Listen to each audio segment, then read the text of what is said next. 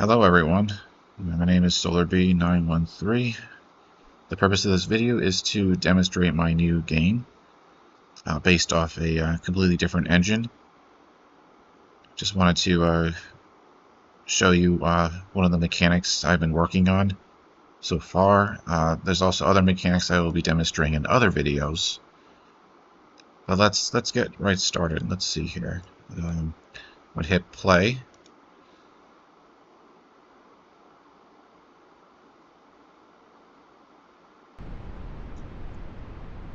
So as you can see, the weapon here in front of me has populated on the screen.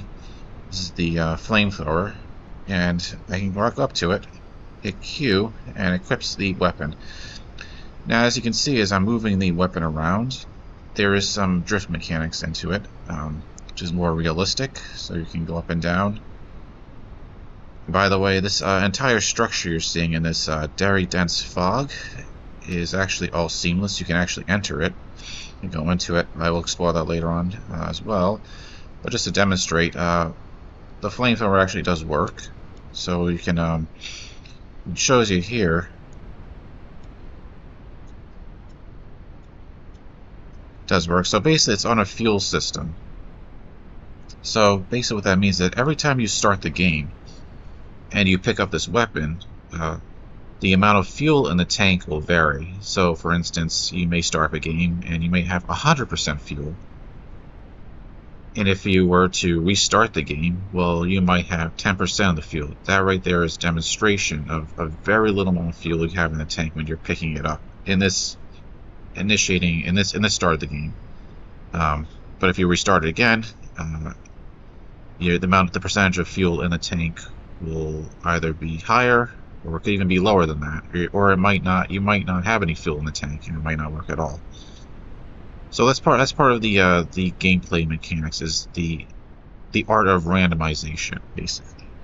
And I think what's great about randomization is that every time you start a new game, it's always going to be different. There's always going to be different number of factors that you have to consider, potential factors that might be in the game at that start mode, or they might not be, or they might be of a varying degree. So that keeps things more interesting, and also adds to the replayability of the game itself. But yeah, I wanted to show that, and also there's the movement mechanic as well. So you're speeding, you're increasing in speed, as you can see here, and you're decelerating. So that's another game mechanic I've introduced. So you're sliding on a slick surface. If you want to say you want to go up these set of stairs I have in front of me, well, you can do that too as well, as I can show here. Some nice vehicles in the center screen here. So if I go up it, basically what happens is I get some momentum. You walk up kind of slower because the weapon itself has weight to it. Everything has weight. So this can be on the heavy side, this weapon. So your ability to go up the stairs will vary. And if I go down the stairs, obviously I'm going to go faster down the stairs, as we can see here. You're actually getting speed, and you're moving down a lot faster. And your deceleration may not be as quick to go to zero. But anyway, that's what I wanted to show in this video. And future videos, I'm going to show other mechanics that have been added. For example, there's a door system I've been working on as well. So every time you play the game, the doors that are within the interior of the structure, which is an Antarctic-based oil refinery, they'll either be slightly open, more than slightly open, or they could be close to being fully open, or they can be not open at all, for example. So there's varying degrees of angularity to the door each time you play the game. And so basically there's going to be an enemy in the game as well that's pretty scary. And with these doors being open, for instance, that weren't open before in the previous play of the game, well, that could increase the danger level as well. So just exploring that. Also, the window system. I'm working on that. is basically, so for instance, the structure, as you can see here, let me just point it out here. I'm just going to go over here. There's windows up here, hard to see in the fog. I'm also working on the interior lighting system a little bit more. For example, I'm using convoluted lighting in this game, which is more it's more resource intensive, of course, but it has a more realistic feel to the image quality. But basically what happens is that each time you play, some of these windows you see here, they're hard to see actually. You can see like the faint, maybe like a faint glow to it. It's hard to see. I mean, it's hard to see, but basically the concept behind this is that each time you play, well, there might not be a window that you can see through anymore. It might be covered with something. It could be iron, it could be steel, could even be wood, for example. And so that window might not be a window. And so that each time you play, there's going to be areas that were, very light, because you have windows. You have, like, for example, there's pods that are built into the structure of this refinery that have ceilings. They have a cylindrical ceiling. They also have a cylindrical floor. So once you reach that point, you might come across a cylindrical ceiling that's no longer a window, right? It's something you can no longer see through. It has no translucency to it. It could be iron, steel, or wood, as I mentioned before, or it could be glass. You can see through it. So really, this game is more playing around with light. Light is a very important feature, especially in a horror game.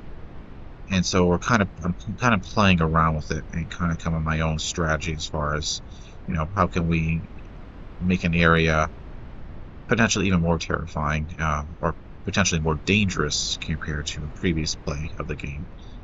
Well, that's one way of doing it. As I mentioned, the door system so is another added feature of that, which is the door system I have currently is dynamic. So it's not some of them are physics-based doors where they will swing open back and forth until it comes to a complete close. Other doors are dynamic, where you actually have to press a button on your keyboard, but your camera has to be facing the doorknob itself in order to open the door. Once you open the door, it'll swing open, and you can stop it at any point in time, and then close it, or open it again, or reopen it, and then do it that way. So you can kind of creak the door open, just as a way of cautiously going in, and to peek in through a door that's ajar is safer than just letting the door completely open, because you don't know what's on the other side, right? Especially if it's a very dark environment. But anyway, that's the gist of it right now. In a future video, I'm just going to show you the scale of the structure, which is quite massive, to say the least. But that will be for a future video. If you guys like this idea or concept, please leave a like or make a comment. Like I said before, I'm in this for the long haul. I really want to see this game come to fruition. So with your guys' support, I think we can actually do it. So tell me, guys, like I said, just leave a thumbs up or a thumbs down.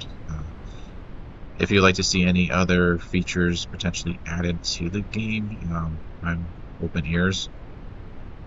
But yeah, that's pretty much what it is. It's a survival-based game, and like I said before, with the idea of randomization, well, it doesn't only just apply to the environment, the scene, it also applies to the weapon itself. So sometimes the weapon won't spawn into the game world. Sometimes it will, and it won't always spawn in the same location. So it may spawn into a completely different spot. And so you're always left wondering, okay, is it really in the game mode or not?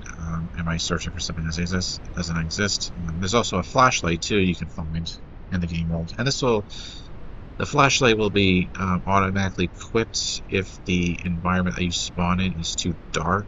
Now, if it's in a light environment, you have to find the flashlight.